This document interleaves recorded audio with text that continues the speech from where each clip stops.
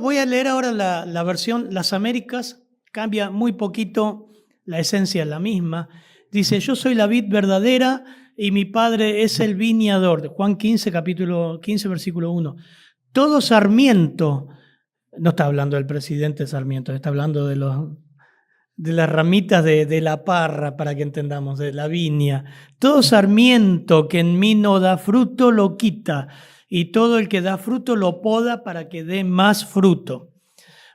Vosotros ya estáis limpios por la palabra que os he hablado, permaneced en mí y yo en vosotros. Todo, como el sarmiento no puede dar fruto por sí mismo si no permanece en la vid, así tampoco vosotros si no permanecéis en mí.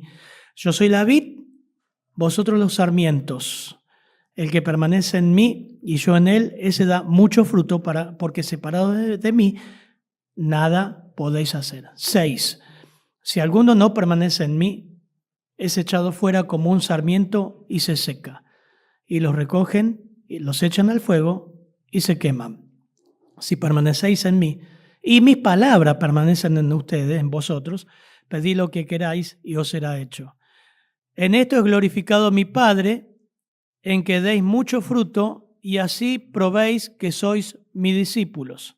Como el Padre me ha amado, así también yo os he amado, permaneced en mi amor. 10. Si guardáis mis mandamientos, permaneceréis en mi amor, así como yo he guardado los mandamientos de mi Padre y permanezco en su amor. Estas cosas os he hablado para que mi gozo esté en vosotros y vuestro gozo sea perfecto. Padre, gracias por este texto tan importante, tan lindo, Señor, tan divisivo, tan descriptivo, Señor, tan contundente, contrastante. Te ruego que tú hables. Solamente tú conoces los corazones, nosotros no.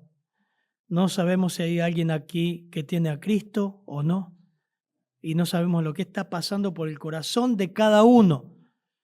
Pero oramos para que tú obres, Señor, en tu nombre. Amén, Señor. 10 veces, miren, 10 veces, no están dando ¿no? No. Ah, ¿lo saco? No, ahora no lo saco, es un lío.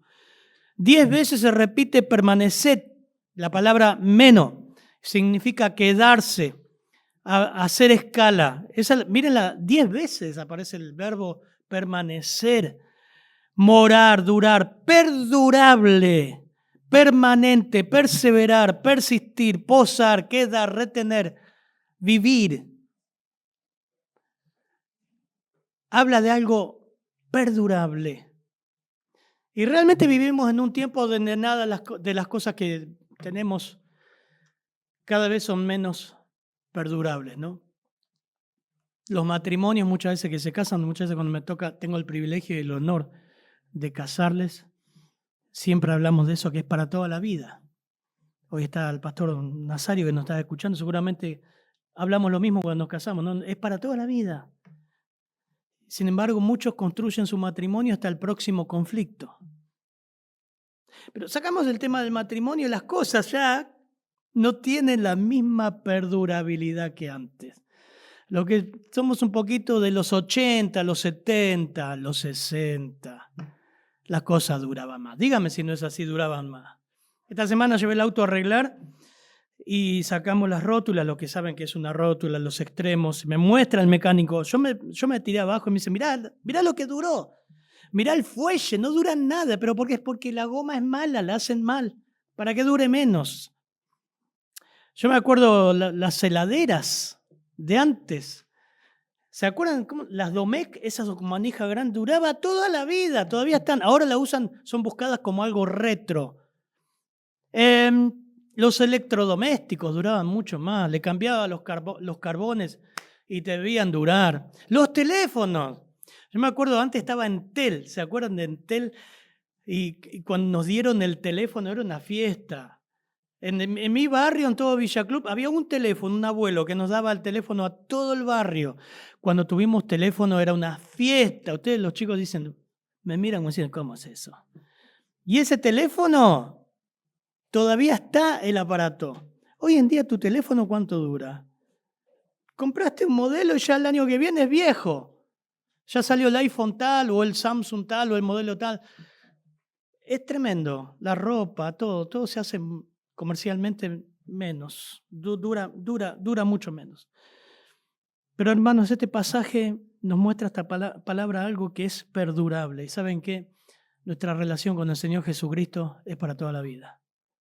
Y la eternidad tiene que durar. Debe durar. Y hay evidencias. Hay elementos que muestra esta no es una parábola, es una analogía, una metáfora. Muestra una vid, muestra un viñador, muestra sarmientos o ramas, llamarles ramas, y en estas ramas muestra ramas con fruto y ramas sin fruto. Versículo 5 dice, yo soy la vid, ustedes los sarmientos, el que permanece en mí, yo en él, este da mucho fruto, para que separado de mí nada podéis hacer.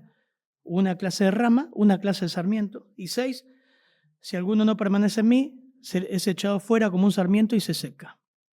Vamos a disfrutar de los elementos de enseñanza de esta analogía que hace el Señor. ¿Dónde estaba el Señor acá? En el aposento alto.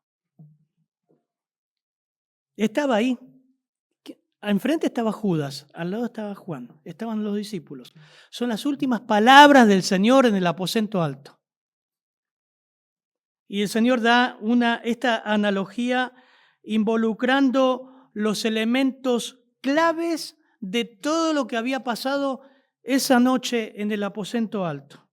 Él es la vid verdadera, el Padre es el labrador, las ramas o sarmientos que dan frutos son los discípulos y todo verdadero creyente. Las ramas que no permanecen describen a Judas y todos los falsos discípulos. Es una enseñanza desafiante, tremendamente divisiva, que lleva un análisis. Listo, termina, ya está. No. Ahora vamos a ver los elementos. Primer elemento, dice versículo que hoy lee Damari, versículo 1 y 2. 1. Yo soy, no tiene... ¿Qué pasa con el sonido? Así no, ¿eh? No importa, lo leo yo. Yo soy la vid verdadera y mi Padre es el viñador. Otro elemento interesante, hermanos, en Juan, este es el último yo soy que aparece en Juan de los 7 que da Juan. En este caso, yo soy la vid verdadera. Es la última declaración de los yo soy de Cristo que marcan deidad. Bueno, esta ilustración es muy interesante porque dice, yo soy la vid verdadera. Para todo judío era una ilustración y una analogía común en Israel. Y en el Antiguo Testamento, todo el Antiguo Testamento, la vid era vinculada a Israel. Miren, Salmo 80. Si quieren búsquenlo, igual los chicos lo buscan. Salmo 80, versículo 8. Yo se los leo, lo tengo todo escrito acá. Hiciste venir una vid de Egipto, echaste a las naciones y la plantaste. Limpiaste sitio delante de ella e hiciste arraigar sus raíces y llenó la tierra. Oh Dios de los ejércitos, vuelve ahora, mira desde el cielo y considera y visita esta viña. ¿Quién es la viña? Estoy preguntando. Te dormís, te paraste y vas atrás, ¿eh? ¿Alguien se está durmiendo? Codea al que tiene al lado. Dígale que se despierte. ¿Quién es la vid en el Salmo 80? Israel. ¿Quién salió de Egipto? Israel. Bueno, Jeremías, no lo busquen, Jeremías 2:21 dice, te planté de vid escogida, simiente verdadera toda ella. ¿Cómo pues te has vuelto sarmiento de vid extraña? Bueno, hay un montón de pasajes. Pero como nosotros sabemos, Israel fue infructuosa, no solamente fue higuera que vimos en la anterior predicación, sino que también es representada como vid, infiel, apóstata. Oseas 10:1 dice, Israel es una frondosa viña que da abundantemente fruto para sí mismo, conforme a la abundancia de su fruto, multiplicó también los altares, conforme a la bondad de su tierra, y aumentaron sus ídolos. Está dividido su corazón. Ahora serán hallados culpables. Jehová demolerá sus altares y destruirá sus ídolos. Esta vid se corrompió. Ahora, es interesante porque ahora de lo que dice Oseas, en Juan 15, la vid ya no es Israel. ¿Quién es la vid en Juan 15? Yo soy la vid verdadera y mi Padre es el labrador. Pasa a ser el Señor y todo aquel que cree en Él. Cambia la analogía. Dice verdadera, la palabra letinos, algo que es real, no es un símbolo, algo perfecto, diferenciado, la definición de la palabra, diferenciado de lo imperfecto, algo genuino a diferencia de lo falsificado. Jesús es la vid verdadera, al igual que la luz verdadera, la revelación final, completa de la verdad espiritual, el verdadero pan del cielo, Juan 6. Juan 6. ¿Qué es lo que dará a nuestra vida una fe perdurable? En esta analogía, nosotros queremos tener una fe que perdure, no algo descartable, no algo que asistió un tiempo en la iglesia y no está más. ¿Qué es lo que va a dar una fe perdurable? Tu fe en el Señor Jesucristo, en la persona de Cristo. 1 Juan 5:19, sabemos que los que somos de Dios, sabemos que somos de Dios y el mundo entero está bajo el maligno, pero sabemos que el Hijo de Dios ha venido y nos ha dado entendimiento para conocer al que es verdadero. Y estamos en el verdadero, en su Hijo Jesucristo. Este es el verdadero Dios y la vida eterna. Hijitos, guárdense de los ídolos. Amén. Primer elemento, la vid, ¿quién es? Cristo. Si tu fe va a ser perdurable, tu fe tiene que estar cimentada, arraigada en Cristo. 2, el viñador. ¿Qué dice? Y mi Padre es el viñador. Es interesante porque lo que vimos en Cristología, durante su encarnación, el Señor Jesucristo se sometió por voluntad propia a la voluntad de su Padre Celestial y tomó el papel de subordinado. Por eso Filipenses 2 dice, haya pues en vosotros este sentir que hubo también en Cristo Jesús, el cual siendo en forma de Dios, no estimó ser igual a Dios como cosa que aferrarse, sino que se despojó a sí mismo, ¿se acuerdan? La kenosis, tomando forma de siervo, hecho semejante a los hombres, y estando en la condición de hombre, se humilló a sí mismo, haciéndose obediente hasta la muerte y muerte de cruz. Por eso el Señor dice, mi Padre es el viñador. O la palabra georgo es labrador, obrero, agricultor. Se refiere a quien labra la tierra, a un granjero, a un viñador. Esta persona es el que planta, fertiliza. Yo diría que primero fertiliza, después planta, después riega. Pero hay dos acciones que hace. Versículo 2, Damaria, no sé si tenés ahora. Sí, ahora sí. Versículo 2. Hay dos cosas que hace. Todo pámpano que en mí no lleva fruto, lo quitará, y todo aquel que lleva fruto, lo limpiará, para que lleve más fruto. Justamente, este viñador, este labrador, no solamente hace lo que cualquier labrador hace, preparar la tierra, sembrar, regar. Es lo que hago yo. Me hice una huerta en la terraza de la iglesia, no se asusten. En cualquier momento va a haber maíz, trigo, hasta zapallo planté. De los edificios está loco, dice. Pero me encanta subir y ver mis cajones que compré con los tomates cherry, sacar menta, orégano, tomillo. Qué cosa linda, qué lindo que es. Y acá el hermano Justo y algunos más sáquele las ramitas que están de abajo, sáquele los primeros brotes de arriba. Le digo, pobre planta. No, pero tiene que hacerlo para que crezca con más fuerza. Este labrador, versículo 2, dice que hace dos cosas, poda y quita. Poda y quita. Todo sarmiento que en mí no da fruto, lo quita. Y el que da fruto, lo poda para que dé más fruto. Parece feo, ¿no? Pero los que saben de plantas es necesario hacerlo.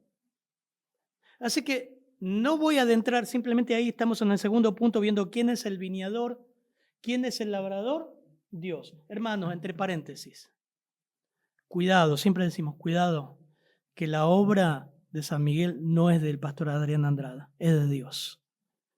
La obra en Carapachay no es de Mariano Merino, es de Dios. La obra en cualquier lado es de Dios. Él es su labrador. Él es el dueño. La obra es de Dios. Por lo tanto, nosotros debemos tener temor al manejarnos en las decisiones, en todo. Ser humildes. No sé, hermano, si recibís un ministerio, valorarlo, decir, soy un privilegiado, estoy sirviendo al Dios de los cielos. No sé, barrer la iglesia, limpiar un baño, destapar un inodoro, dar una clase de escuela dominical, lo hago para Dios. Es el dueño. Pero a veces lo hacemos como un club de membresía. Hoy puedo estar, mañana no puedo estar, lo hago, no quiero. No me valoran. ¿Quién te tiene que valorar? ¿Cómo es eso? Pablo, ¿qué dijo? Gracias que no bauticé a ninguno, dijo en Corinto, ¿no? Yo planté, Apolo regó, pero el crecimiento lo ha dado Dios. Somos administradores, siervos. No somos más nada que eso, más nada que eso. Pero bueno, simplemente para cerrar, Él es el viñador, Él es el labrador. Cuidado, y en Apocalipsis lo muestra como el que camina entre los candeleros. Wow, es el que ve, porque Él ve el corazón, nosotros no. Las ramas. Hay dos clases, del versículo 2 al 11, hay dos clases de ramas. Están las perdurables y están las imperdurables o temporales. La primera rama dice, todo sarmiento que en mí no da fruto, vamos a hablar de las ramas perdurables, lo quita. Y todo el que da fruto, lo poda para que dé más fruto. 3. Ustedes ya están limpios por la palabra que os he hablado. Permaneced en mí y vosotros y yo en vosotros. Como el sarmiento no puede dar fruto por sí mismo si no permanece en la vid, así tampoco vosotros si no permanecéis en mí. 5. Estamos hablando de las ramas perdurables. Yo soy la vid, vosotros los sarmientos, el que permanece en mí y yo en él, ese da mucho fruto, porque separado de mí, nada podéis hacer. 7, salto al 7 ahora, porque estamos hablando de las ramas perdurables. Si permanecéis en mí y mis palabras permanecen en vosotros, pedid lo que queráis y os será hecho. Punto aparte. 8. En esto es glorificado mi Padre, en que deis mucho fruto, y así probéis que sois mis discípulos. Como el Padre me ha amado, así también yo os he amado, permanezcan en mi amor. 10. Si guardáis mis mandamientos, permaneceréis en mi amor, así como yo he guardado los mandamientos de mi Padre y permanezco en su amor. 11. Estas cosas os he hablado para que mi gozo esté en vosotros y vuestro gozo sea perfecto. Las ramas perdurables. En versículo 3 dice algo interesante. Ustedes ya están limpios. ¿Vieron eso? Está hablando de las ramas que perduran. Ustedes ya están todos limpios. ¿No les suena conocido el versículo? Sí, lo vimos en capítulo 13. 13, 10 y 11, Damaris, por favor. 13, 10 y 11. Ahí nada más dando la vuelta. 2 hojas. Jesús le dijo, el que está lavado no necesita sino lavarse los pies, pues está todo limpio. Y vosotros limpios estáis, aunque no todos. Porque sabía a quién le iba a entregar, por eso dijo, no estáis limpios todos. O sea, acá el Señor desde el capítulo 13 habla de dos grupos. Uno que está completamente lavado, que representa a todos aquellos que han entrado en íntimo contacto con Cristo, con el Evangelio. No solamente eso, sino que han creído, lo han abrazado. Están totalmente lavados. El capítulo 13, capítulo 15 lo vuelve a reiterar. Ustedes están todos limpios. Ustedes, ya vosotros estáis limpios por la palabra que os he hablado. El grupo B son pámpanos que no dan fruto, y es interesante que van a ser quemados, van a ser cortados y representan a todos los demás. Escuchen esto. Están despiertos, ¿no? Pégale, se está durmiendo. No. Estos pámpanos también están en la vid, pero no son verdaderos. Es una analogía. Estos pámpanos están en íntima relación con la vid. ¿Observaron eso? Eso me da escalofríos. Han estado en contacto íntimo con Cristo y el Evangelio. ¿Están pensando en quién? Del capítulo 13 y capítulo 15. ¿A quién está mirando el Señor acá? Judas. Ustedes están todos limpios, pero hay uno que no. Sabía quién le iba a entregar. Y acá está haciendo referencia a dos grupos que tienen en común el contacto íntimo con Cristo y el Evangelio, hablando en términos de la metáfora. Ambos grupos estaban en la vid, estaban muy cercanos, han estado ahí, pero necesariamente no unidos, completamente unidos a la vid, muy cerca. Es terrible la analogía que hace el Señor. No está hablando de pérdida de salvación, está hablando de pámpanos que son quemados, pámpanos que el Señor ya sabía de antemano, como Judas. Un autor dijo, resulta claro entonces que al hablar de los hombres que en otro tiempo habían estado en Él, pero que luego se habían apartado, Jesús tenía presente no una posibilidad puramente hipotética, sino una situación repetida en la vida real. Y esto se confirma, el que en mí no permanece es echado fuera como pámpano y se seca. Miren Lucas 12, el Evangelio según Lucas capítulo 12 hace otra analogía al Señor. Y está hablando de gente que está muy, muy cerca de la verdad. Lucas 12, 47, la parábola del siervo infiel. Aquel siervo que conociendo la voluntad de su Señor no se preparó ni hizo conforme a su voluntad, recibirá muchos azotes. Mas el que sin conocerla hizo cosas dignas de azotes, será azotado poco. Porque a todo aquel a quien se le haya dado mucho, ¿qué dice? Mucho se le demandará. Y al que mucho se le ha confiado, más se le pedirá. No voy a entrar ahí. Muchos hablan de ahí que hay grados de castigo en el infierno. Yo ya que diga infierno ya es suficiente. Pero está hablando de gente que ha recibido el privilegio de conocer la verdad como Israel, de haber servido a Dios, haber conocido a Dios, pero no haber creído. Pero estuvieron cerca. Gente que ha estado ahí. Primera de Juan 2.19, por favor. Primera de Juan 2.19. Ustedes están limpios. Por otro lado, qué hermoso, ¿no? Dios sabe quién está totalmente limpio, o sea que ha sido salvo de verdad. Él conoce a los suyos. Miren, primera de Juan 2.19, ¿qué nos dice? Salieron de nosotros, pero no eran de nosotros. Porque si hubiesen sido de nosotros, habrían permanecido con nosotros. Pero salieron para que se manifestase que no todos son de nosotros. Para que se manifestase que no todos son de nosotros. Sigue pasando, hermano. Solo Dios ve el corazón. Hay por lo menos 3 características de estas ramas, volviendo a nuestro texto, de todo lo que vimos, ¿no? Versículo 4, versículo 2, 4 al 5 y versículo 8. Todo pámpano que en mí no lleva fruto, lo quitará, y todo aquel que lleva fruto, lo limpiará para que lleve más fruto. En primer lugar, dan fruto. Los pámpanos verdaderos dan fruto, a diferencia de las falsas ramas. En segundo lugar, perduran en el amor de Cristo. Versículo 9. Como el Padre me ha amado, así también yo os he amado, permaneced en mi amor. Hay intimidad con Cristo. En tercer lugar, aman y atesoran la palabra. Versículo 10.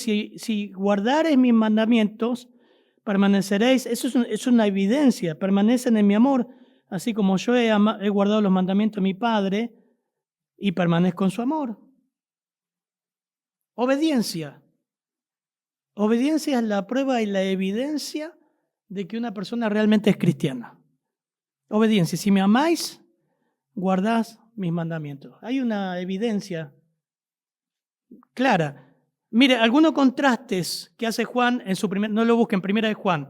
En Primera de Juan, por ejemplo, dice, los creyentes verdaderos confiesan su pecado, ¿no? Si confesamos nuestros pecados, Él es fiel y justo para perdonarnos y limpiarnos toda maldad. Los falsos lo niegan, 1:8. Si decimos que no tenemos pecado, es mentiroso. Los verdaderos creyentes, dice primera de Juan, obedecen a Dios. Y en esto sabemos que hemos llegado a conocerle. Esta es una evidencia de que una persona le conoce, que guarda su palabra, guarda su mandamiento. Los falsos, no. Dice el que dice, dijo Juan, el que dice, yo he llegado a conocerle y no guarda sus mandamientos, es un mentiroso.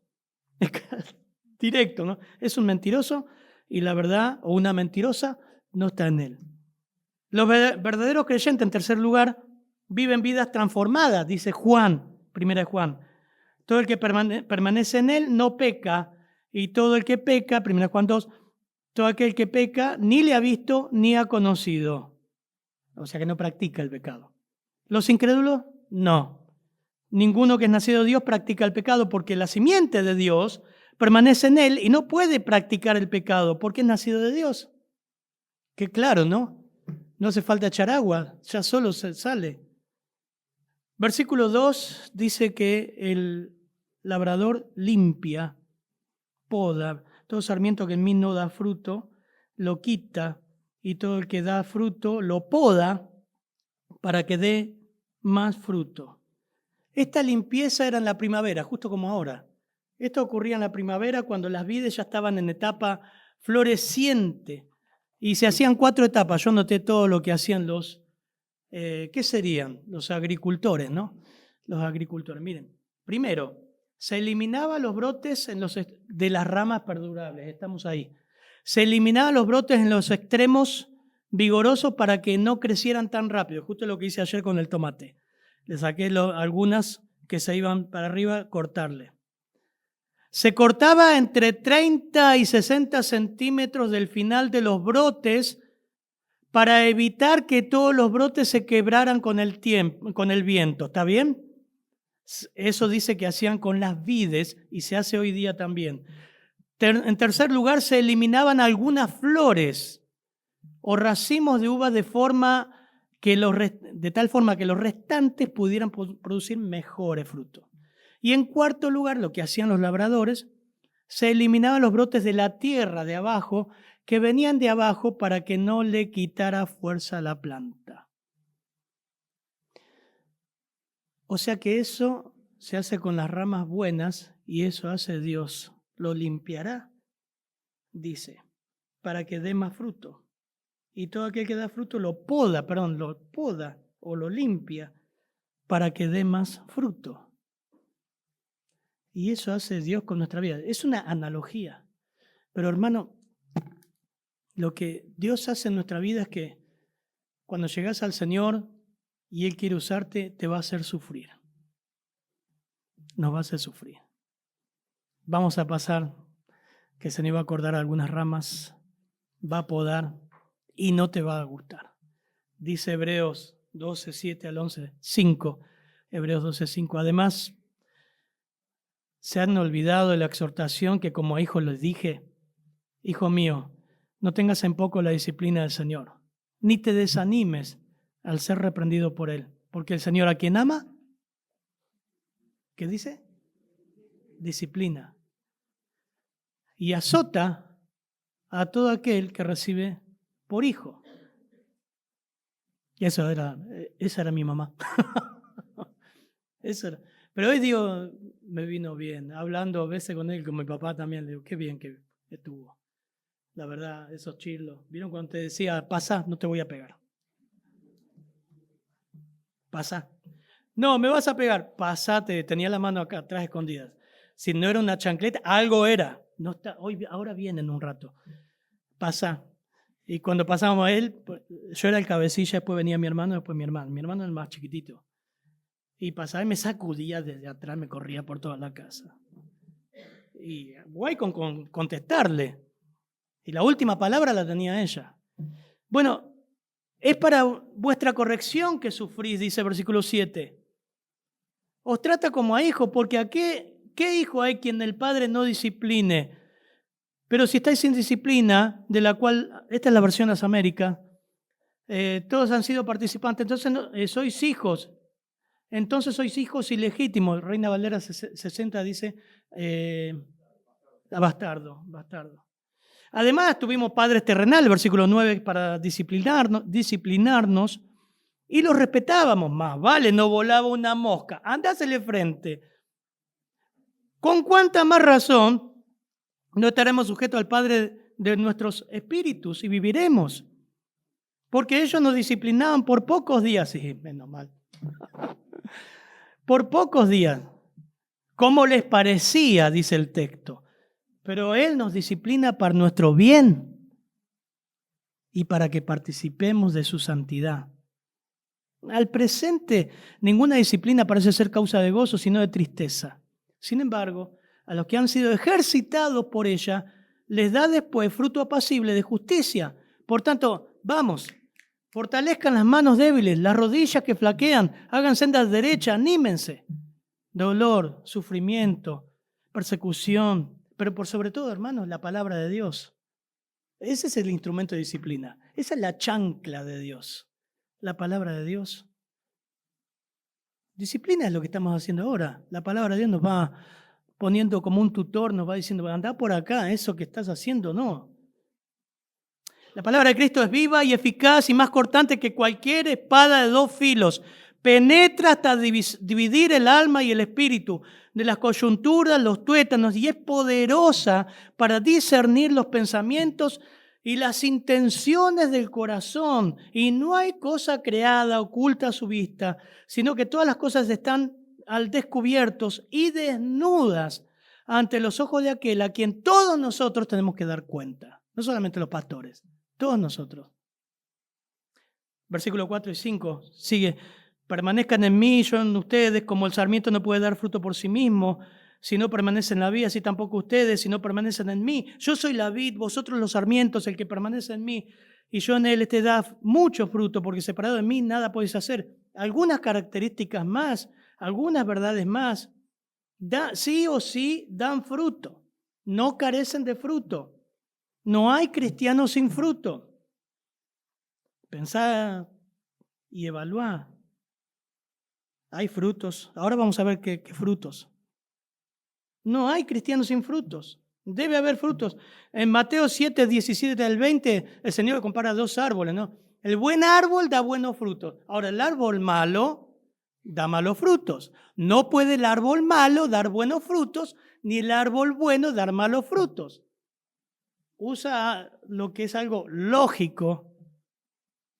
En segundo lugar, versículos 4 y 5 nos dice otra verdad. Estas ramas no son fructíferas sin Cristo. Separados de Él no podemos. Aunque, mira, somos verdaderos ramas y, hermano, dependemos de nuestra comunión con el Señor para tener fruto. Obviamente. ¿Se acuerdan que el Señor reta a la iglesia de Éfeso? Dice, perdiste tu primer amor, volvé, arrepentirte, dar fruto. ¿Qué no es fruto, primeramente? No es la iglesia llena. La Biblia no habla de eso.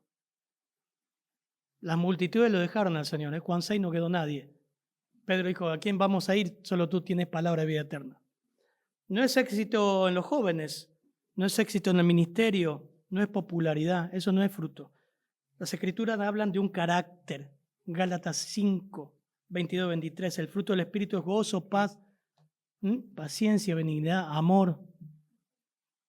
Pero algunos frutos que nombra la Biblia, hermanos, antes de terminar con estas ramas, es interesante analizarnos. Frutos. Un carácter, fruto del Espíritu. Pero también Hebreos 13:15 dice, por tanto, ofrezcamos continuamente mediante él el sacrificio de alabanza de Dios, es decir, fruto de labios que confiesan su nombre. Fruto. Fíjate, si sos cristiano, si le has hablado de Cristo a alguien, desde que decís que sos cristiano, ahí nunca me salió nada para hablar de Cristo. Frutos. Frutos de labios que, obviamente, como me decía un profesor, no podés dar lo que no tenés. Frutos de labios que confiesan su nombre. Alabanza. Alabanza es hermosa. Los chicos hacen un ministerio precioso. Pero acá Hebreos dice que ofrezcamos continuamente a Él sacrificio de alabanza. Es decir, fruto de labios que confiesan su nombre. Amor por la obra de Dios. Romanos 15, 28, Pablo habla de la ofrenda que dieron a la gente pobre en Jerusalén. Así que cuando haya concluido esto y les haya entregado este fruto, dice Reina Valera 60, las Américas dice ofrenda, pero fruto pasaré entre vosotros rumbo a España. Fruto, amor por la obra de Dios, sale del corazón, amor por el hermano, por la necesidad. Amor por los siervos que predican las Escrituras, amor por la obra también. Pablo dice, pues, en Filipenses 4:16, está agradecido a la iglesia de Filipos. Dicen, pues aún a Tesalónica me enviaste una y otra vez para mis necesidades. No es que busque dádivas, sino que busco fruto que abunde en vuestra cuenta. Fruto. Frutos de justicia, frutos de una vida santa. Aparte, miren todos los frutos que podemos estar evaluando. Un carácter transformado. Llenos de frutos de justicia, Filipenses 1:11, que son por medio de Jesucristo para gloria y alabanza de Dios. Una vida de justicia, una vida santa. Si permanecéis en mí, la última promesa que hace a las ramas verdaderas, y mis palabras permanecen en ustedes. ¿Qué dice Damaris 7:8? Si permanecéis en mí y mis palabras permanecen en vosotros, pedid lo que queréis y os será hecho. En esto es glorificado mi Padre, en que llevéis mucho fruto y seáis así mis discípulos. Y así probéis, dice que son mis discípulos. Qué linda promesa el versículo 7, ¿no? Pedid lo que queráis y os será hecho. Y después decís, wow, listo, yo quiero cambiar el auto. Señor, dame un auto lindo, bueno. No está hablando de eso. No está hablando de eso. Hay por lo menos 3 condiciones que dice en cuanto a esta petición o esta promesa, versículo 7. En primer lugar, que la oración está centrada en su persona, permaneciendo en Él. Y es consecuente a Él. Mi petición busca glorificar a Dios, no decretar, ¿no? Decretar, te pido esto. En segundo lugar, esta promesa a los que permanecen en Él. Esto es intimidad. Y en tercer lugar, que la palabra permanece en nosotros, su persona, su palabra, su voluntad. Porque tiene un propósito, glorificar a Dios. Y termina diciendo, estas cosas les dije para que mi gozo esté en ustedes y vuestro gozo sea perfecto. Habla de una alegría, satisfacción espiritual que Él mismo experimenta al lado de su Padre. Está hablando de gozo, hermanos. Y eso es algo que se pierde muchas veces. ¿Saben por qué se pierde en las ramas verdaderas? Por falta de comunión con Dios. Falta de comunión con Cristo. Entonces, va a estar la poda, va a estar las pruebas, pero puedo tener gozo de decir, Dios, vos estás al control de todo. Tu palabra me ha vivificado. Salmo 119 habla de eso. ¿Cómo está tu comunión, tu intimidad con Dios? ¿Qué frutos arroja tu vida? Ramas verdaderas. ¿Hay gozo en tu vida o lo perdiste en el camino hace rato? Bueno, volvé al Señor. Ramas verdaderas. Terminamos con la parte más triste. Pero por algo el Señor lo escribió, ¿no? Si no, tengo que arrancar y decir, bueno, vamos a hacer un mensaje más positivo, más de onda. Pero tenemos que hablarlo esto. Y está en el versículo 2, dice, todo sarmiento que en mí no da fruto, lo quita. Y 6, por favor, Damaris. Si alguno...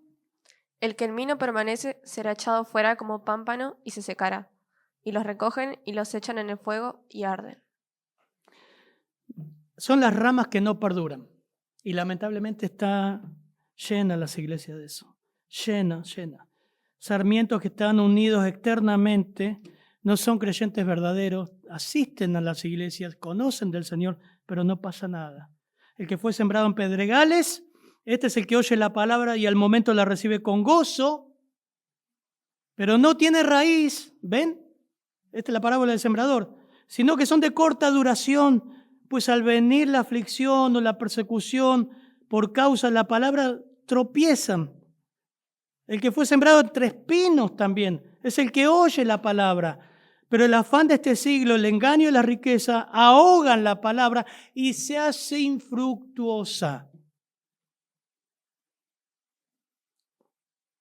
Qué feo, qué feo. Estas ramitas estuvieron tan cerca. Recordemos que justo enfrente al Señor estaba Judas. Judas ya se había ido, seguramente, a entregarlo. Estaban los discípulos. Dice Juan 13:21, esto es lo más interesante. Habiendo dicho esto, Jesús, 13:21 de Juan, se conmovió en espíritu y declaró y dijo, de cierto os digo que uno de ustedes me va a entregar. ¿Saben lo que pasó? Versículo 22. Entonces los discípulos se miraban unos a otros dudando de quién hablaba. Nadie sabe. Hacemos curso de membresía, curso del Evangelio, la oveja, ¿cómo se llama? De oveja a oveja, fundamento de la fe. Y hay gente que viene por años. Por años. Y nosotros no sabemos. Están ahí sentados y un día mueren, van al infierno. Pero vino a la iglesia por años. Por años, igual que este hombre. Y recibieron la palabra con gozo, cantaban con energía, aleluya, amén. Participaban de actividades. Mateo 7:23 dice que algunos llegaron a hacer milagros, echar fuera demonios, van a decir eso. Hicieron ministerios y el Señor les va a declarar, nunca los conocí. Son ramas que no están a la vuelta a la iglesia, son ramas que están en la iglesia. El último desafío, hermanos, y los que están aquí, es que te examines si realmente hay fruto de salvación en tu vida. Fíjate, corres un peligro terrible. ¿Sabes por qué? También porque Lucas dice que a esas personas que saben y escucharon el Evangelio varias veces van a recibir más azotes que los demás porque escuchaste y no hiciste nada. Te burlaste, fuiste a tu casa, saliste de acá y viviste como se te antojó. No te importó el Evangelio, te trajo tu papá, tu abuela, tu tío, tu novio, lo que sea, pero seguís haciendo tu vida, pero venís a la iglesia. No hiciste nada con Cristo, nada. Esas ramas, el día de mañana, van al infierno. Esta es la oportunidad, que te examines y veas si realmente has conocido a Cristo, si hay fruto de salvación, si tu vida podés decir de modo que si alguno está en Cristo, nueva criatura es, las cosas viejas pasaron. ¿Pasaron? ¿O realmente hay una nueva criatura en vos? Padre, gracias por tu palabra. Gracias, Señor, por este pasaje tan contundente, Juan 15. Nos da temor y oramos por las ramas que ni nosotros sabemos que son falsas ramas. Que siempre prediquemos el Evangelio, siempre llamemos la atención y que tú despiertes esas ramas a una verdadera fe, a Cristo, a venir a Cristo, a hablar con nosotros, a hablar con el pastor, con un hermano, tomar otra vez el Evangelio, ir a ti en oración, ahora en su casa, examinarse.